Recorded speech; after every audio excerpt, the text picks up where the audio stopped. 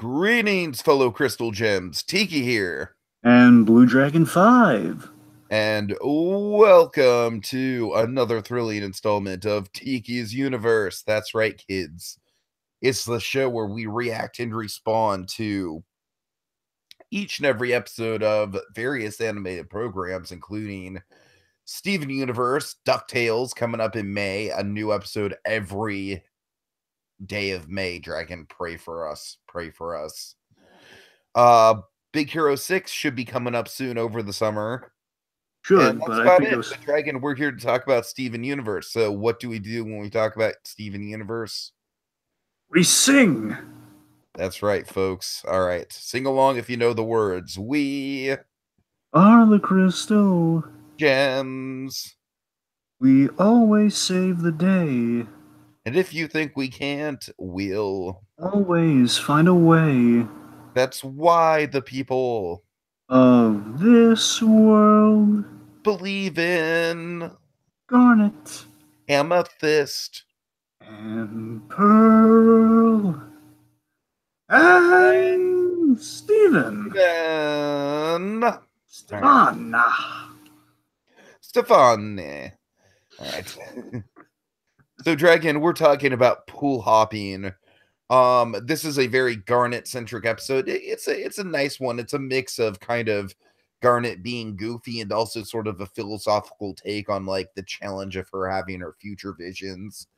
So I enjoyed it quite a bit. I don't think it's as big of a revolutionary Garnet episode as something like Keystone Motel, but I don't think it was really aiming to be something like that. I think it's just a nice kind of like Garnet side story that sort of like beefs up her character. Yeah.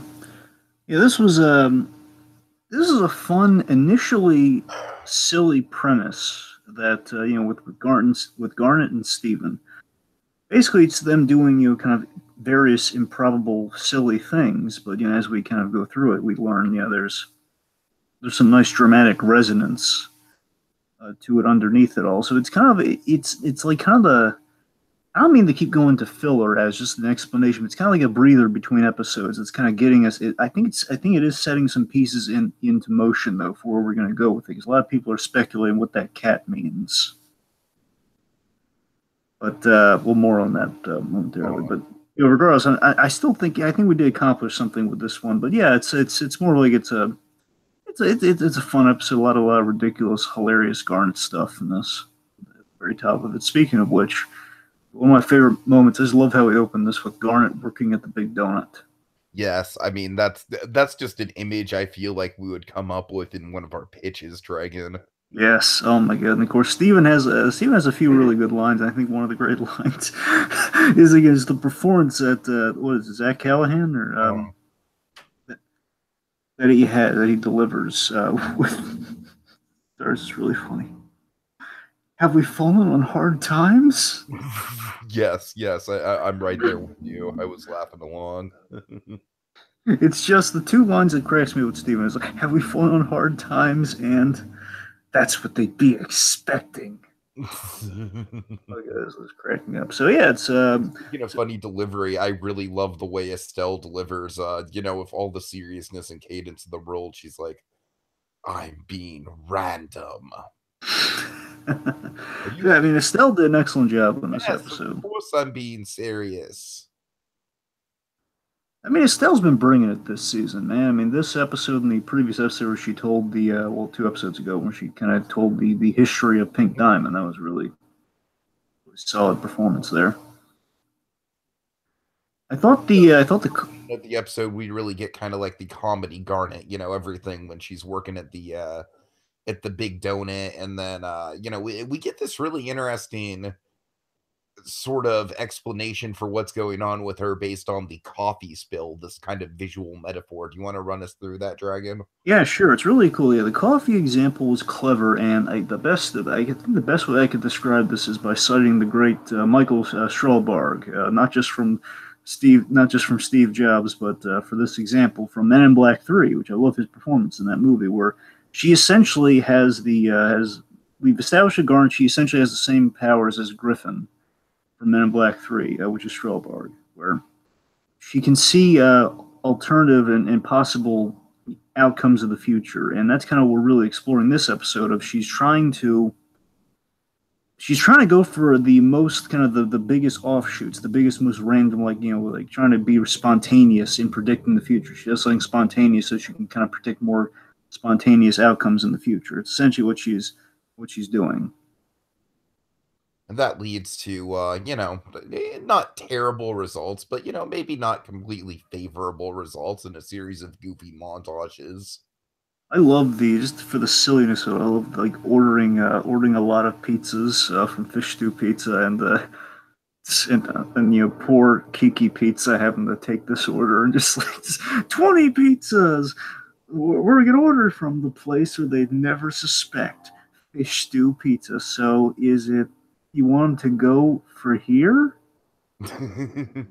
Oh god, it's like for pickup. Oh my god, it's funny. It's ridiculous. That's just kind of a pleasant image, like Garnet and Steven, like giving free pizzas to people. That's kind of nice. Yeah, no, that is it's definitely a pleasantries moment, Dragon. Chalk that up on our Nick Ford counter right there. Nick Ford would be proud. May the Ford be with you. God. Anyway, so another thing too, again, just to show you that the whole again, the alternative realities and the alternative futures and like the potential paths, potential outcomes.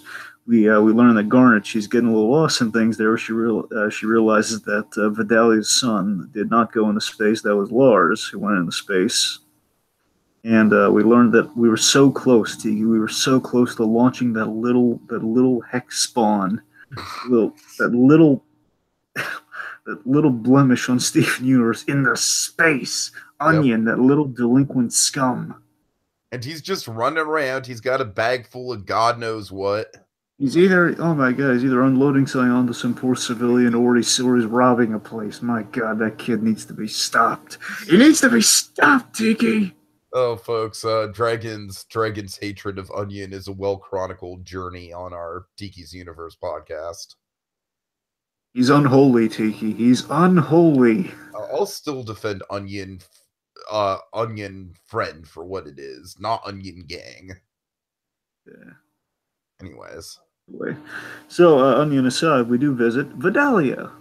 Yeah, Vidalia, she's like the nice side of Onion. It's like for all the crappiness that Onion brings to the show, she kind of offsets it. And you know what? I kind of like Sour Cream's laid back demeanor as well. We don't talk a lot about Sour Cream, but he's a chill guy. Yeah, wrote Deadpool. I like Sour Cream. Yeah. No, I'm just the voice actor. So let's see, just to blow down the episode a little bit. So what kind of gets us to our big emotional revelation is homeless cats. We find some homeless cats, which, by the way, the main cat is missing an eye, which I know you haven't seen this, Tiki, and you really should if you want. Again, you want an excellent double feature. I told you about this before. You want a Pleasantries the movie experience. You got to watch The Intern. And then you got to watch Gifted, because this is kind of something from Gifted. I don't know if it's a direct pull, but basically a one-eyed cat is in the movie Gifted. Is a kind of main. It's a big plot point. The one-eyed cat. Zach Braff movie, is it not? No, you're thinking of. I know. God, I know you're thinking of, but no. Gifted is the Chris Evans movie with. Oh yeah, right. The Chris Evans. Mark Webb directed that one. That's Mark Webb's movie, Chris Evans. Mark Webb. I'm thinking of Mark Webb. Yeah. That's Mark Webb and Zach Braff. Sure. Zach Braff did the remake of the heist movie. God, I'm blanking on the. Oh right. No, it's not Way to Go. It's Oh wait, Going in Style. That's what it is. Going in Style. That's the one that he did a remake. He did a remake on that, which was good. I recommend that. Which I watched on a plane. Yeah, it was good. Anyway, so the heart of the episode is we learn like what the deal with kind of Garnet's randomness in the episode is, and that she's she's unable to predict the future. And this is a good idea with Garnet, that she's unable to predict the future because of Steven's very odd choices of late. Again, like sacrificing himself, going into space, all the stuff with Lars. Like it's and essentially the way I read it, Tiki, is that she's trying to, this whole random like adventure between her and Steven was her putting a positive spin on it. And in reality, she just feels very lost with Steven right now. Like she she can't predict what's going to happen to Steven, or again, she had this normalcy where she knew all the things that could happen to Steven. And now, like, it's kind of a.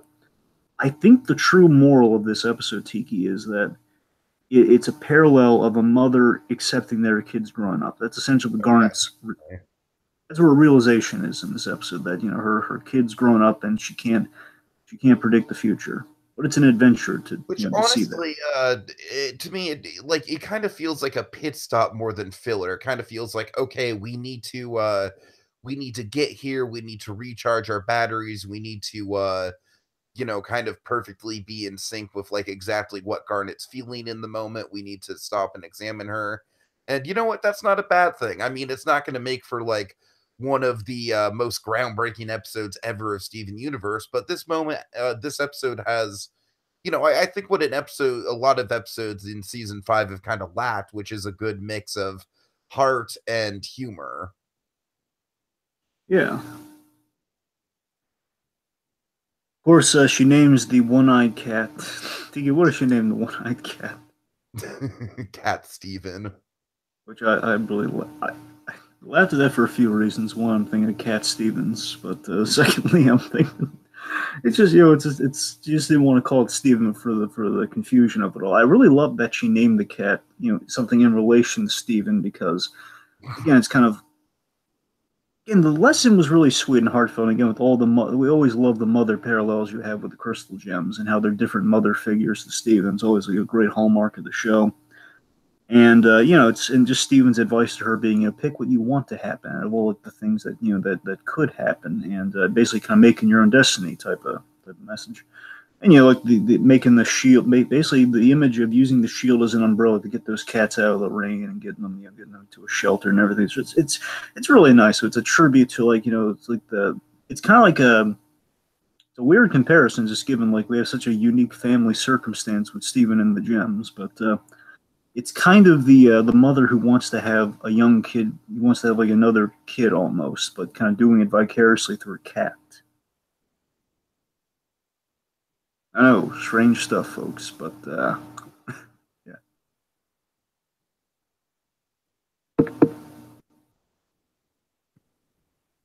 Hello?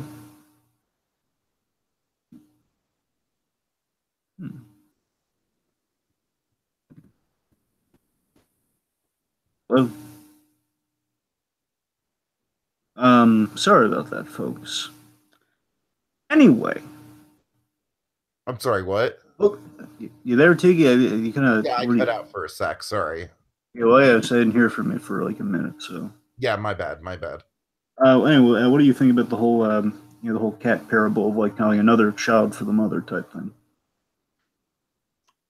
Yeah, I mean, it's interesting because we've spent a lot of time away from the crystal gems this season, so I feel like, Cat Steven kind of fits in line with that.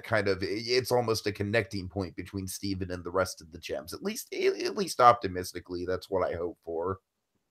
So I guess unless you got anything else to add, Tiki, you want to really kind of go into final thoughts? Yeah, final thoughts. Like I said, this isn't going to be a huge standout. Like, oh my god, wow, spectacular moments.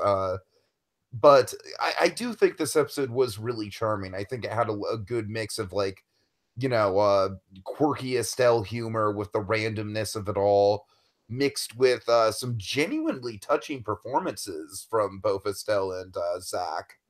So this episode is definitely it didn't hit me quite as hard as the last Sadie episode did, because Sadie is just kind of like a character I can really relate to on this show.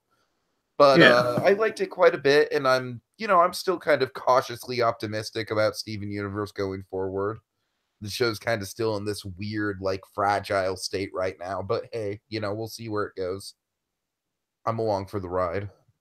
Yeah, I'm pretty much simpatico with you on this, Tiki. I enjoyed it, but it didn't wow me, but it was fun. It was a solid, like, it was enjoyable, and it had that heart towards the tail end of it. It kind of put the hallmarks of the show in perspective. Like, yeah, it's classic Steven Universe. That's nice. Uh-huh. However, I gotta tell you, Tiki, just kind of giving the final thoughts here. I hear that we're getting the Pearl episode next. I hear that Pearl's going to be coming back soon. And I tell you, Tiki, it's just been. I don't have like Steven Universe fatigue. I mean, the spacing between these Steven bombs is killing me. But the thing that's killing me more so is that I'm not getting Steven Universe fatigue, but I'm getting Pearl withdrawal big time. Like, I need Pearl, man. We're doing all these episodes Oh, I know. without. Crazy. It's Like, for crazy. God's sake, I just want a little Pearl. Is that so much to ask in this crazy world, Like, Tiki? she might pop up in the background for like a line or two, but I'm saying I need some Pearl, darn it. yeah, I mean, for a character who was like kind of the heart and soul of the show in like the first 3 seasons, Yeah. Anyways. Anyway. All right, so that's the episode. Solid. All right, folks. Well, thank you for joining us. We're going to be back next Monday night, business as usual, to cover the next episode of Steven Universe. And once the DuckTales deep dive begins, Jacob and I will be back to cover every episode of that as they release throughout May. So that should be a fun time. And in the meantime, we are the Crystal Gems. We always save the day. And if you think we can't, we'll always find a way. That's why the people of this world believe in Tiki. Dragon. And Steven. Or Cat Steven. Paint me like one of your amethysts.